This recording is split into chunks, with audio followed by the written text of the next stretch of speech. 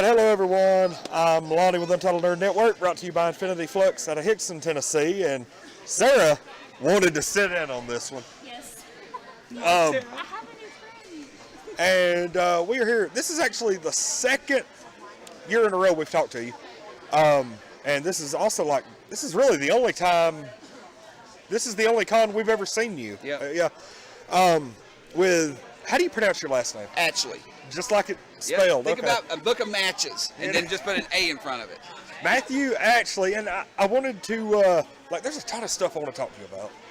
A ton of stuff.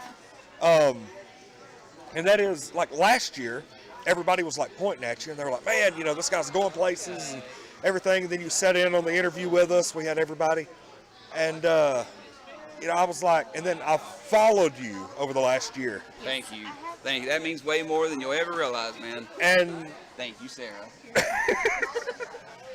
And you've really come a long way over the last year. I've been really blessed, that's for sure, man. All of those predictions that everybody was like, man, he's, this stuff, everything's going to happen, and this is going to happen. And I was like, okay, let's check it out and see what happens. And sure enough, I was the same way.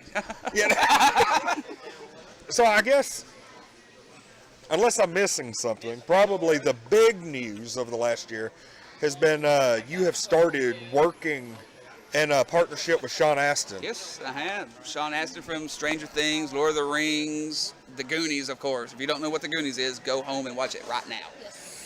But true, They absolutely are. We're doing political cartoons together. We've already created our first 9, and we released those at Wizard World in St. Louis just about 2.5 weeks ago.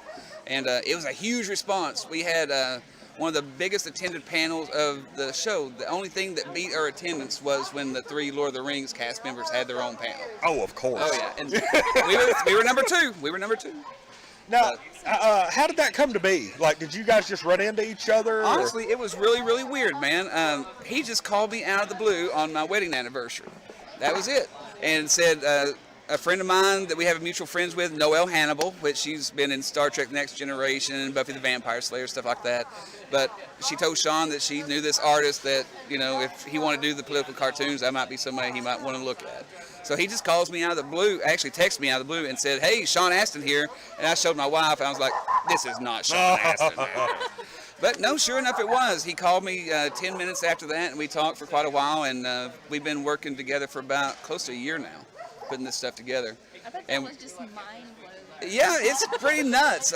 Like I said, it's just been nothing but blessings all the way around. I can't explain any of it. I really can't. How does, seriously, you get a text message from Sean Astin, and once you confirm that, yes, this isn't some practical joke, how does that make you feel? Because I feel like that would be a... Have you ever seen Highlander? Have you ever seen A Quickening? But I get the reference. Oh, yeah. It was one of the most unreal feelings in the world. Talk about total exhilaration.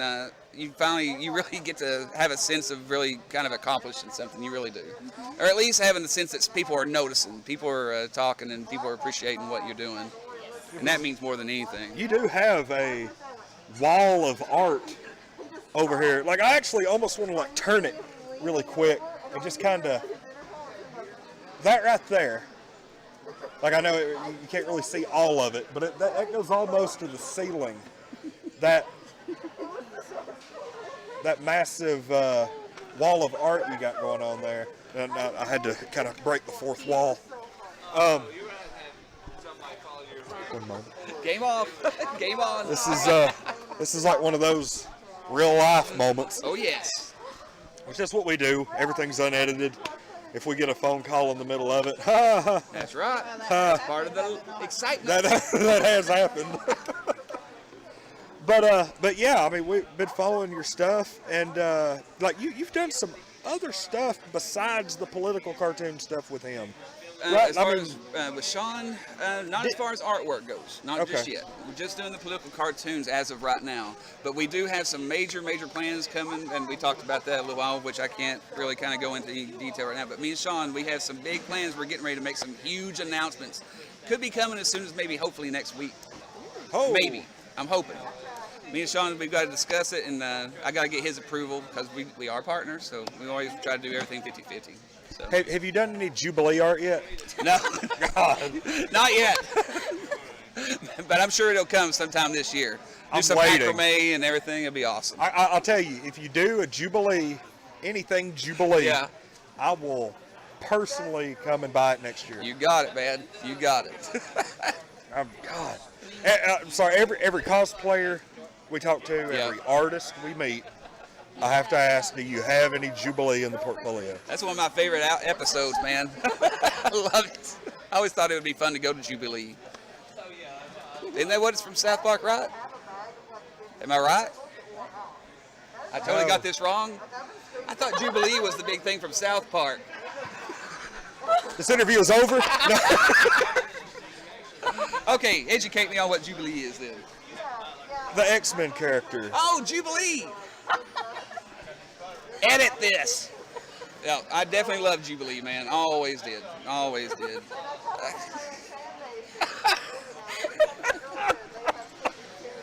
Always did. That's right. That just made this so much better. I do what I can. It's always a fun, interesting time. That was legitimate, though. You really did.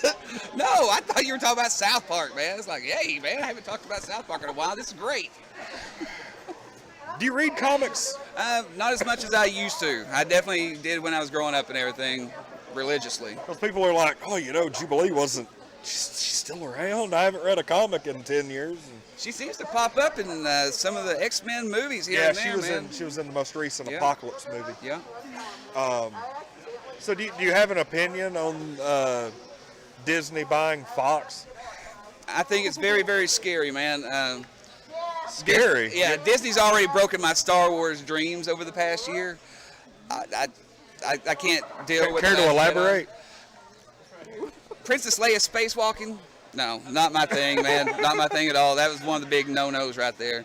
And Luke Skywalker, when did he become a pansy? Seriously, when did he become a pansy? We waited all these years for him to be some big killer fighter and everything, and he's like a little emo kid. He's got too many emotions, and he's pouty. And Have you seen the How It Should Have Ended on The Last Jedi? no, Yeah, they actually do a better job of ending the movie than the movie did.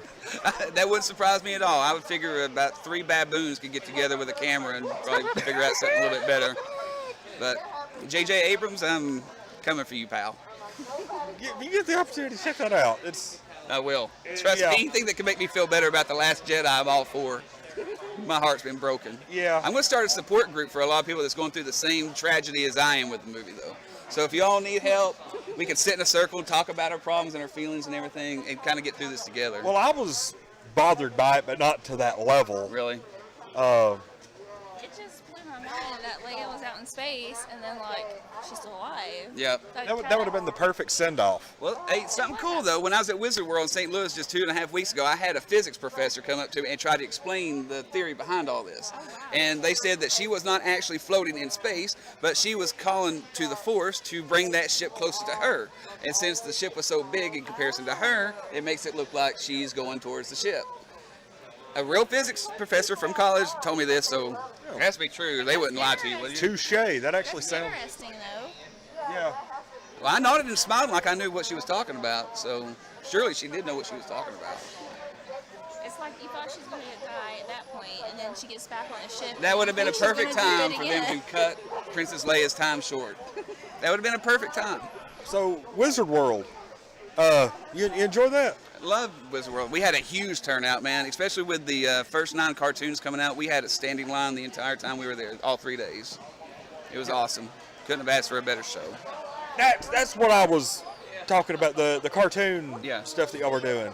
Yeah. Because I remember that was what I was thinking when I Yeah. was because you've been busy. Oh, God, yeah. Oh, yeah. And I'm also an actor now, too. I have now been a part of 6 different TV shows and a movie that's going to be coming out in the next few months. Can't say exactly what it is because nothing's exactly aired yet, but they are good featured type of roles and everything. So Cool. we do have that to look forward to. And like you said, the hits just keep on coming. I don't know how or why, but I'm just kind of rolling with it and having the time of my life, that's for sure. God, you know what?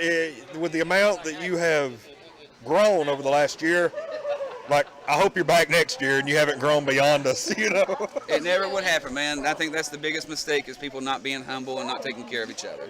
You got to remember. It's been busy today. It's been very busy. I'm very, very happy with it. Yeah, the turnout today at Farleycon has been unreal. Thank you, Rocky. Rocky Spurlock, you're the man. Love you. What is interesting is she's got a point there, because like all of our interviews today have been, we've really kind of had to squeeze them in. Yeah. Because I've been over here watching your table. Okay. You know, 3 hours later, all right, we'll be able to squeeze this in eventually. And then 30 minutes before the end of the show, we finally are like, and we're glad we're here. Yes. yeah. But yeah, that's the thing. Like, I don't want to pull somebody away from their table while they have fans and you know, people coming through. Like, you know, our interviews, there's next year. Yeah. You know, a lot of these people, this is going to be the only time they get to meet you, or the only time they get to meet the Blue Ranger. Right. And, you know, I'm like, which Michael, he's a great guy too, man. Got to meet him a while ago too. He's a super guy. Yeah. You can't go wrong with a Power Ranger, man. Never met a bad one. Well, the Green Ranger was evil for a minute. Just for a minute, but man, Jason David Frank, he's the man. Yep, you can't go wrong with Jason. I want to know your favorite artist. Todd McFarlane, hands down, without a doubt. Crap, without even hesitation. Todd McFarlane made me want to be a professional artist. Just growing up, reading comics and everything. Whenever he came onto the scene, it just revolutionized my entire life.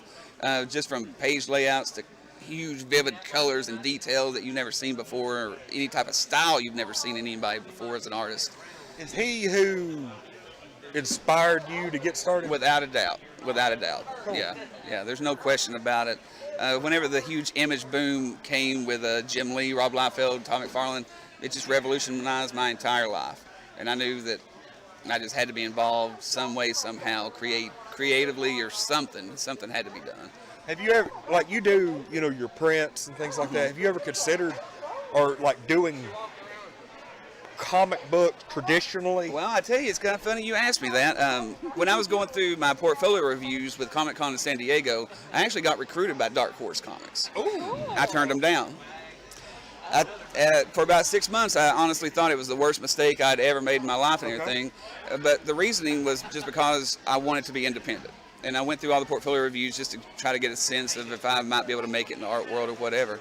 But just by doing that, it definitely showed me that I could. I'll say touche on that, because you doing that, there was actually a time where play video games at all? Oh yeah, absolutely. You're Bethesda, you know, Skyrim and everything. Yeah. Before they created Skyrim, somebody, the people, HBO and the powers that be, approached them about making an open world Game of Thrones game. Yeah. And they turned it down because they wanted to create their own stuff. They didn't want to do a cookie cutter world and everything. I completely agree with that. So without a doubt. that's the exact same mentality. Absolutely, man. I wanted that independence. I didn't want to be under a constant deadline all the time and just worrying if I was going to have a job all the time. But it wasn't about 5-6 months after that I did a fan piece for Irony Singleton from The Walking Dead, and that was right before the big boom, so there wasn't like these millions of people at their tables or everything. So I showed it to Irony, the artwork, and he got so excited he turned around and showed Norman Reedus to his next side. Then he turned around and showed Chandler Riggs to his other side, and from that, every bit of this has happened. Every bit of that from just doing fan art for Irony Singleton. Yeah, so many pictures of so many people. I'm jealous. I've been really blessed and lucky. I really have been. It's always cool to like hear your origin story. Yeah. Like, so what radioactive thing bit you? Exactly. And would she do it again for $1? Right. You never know. Get me your number after the show. Will do.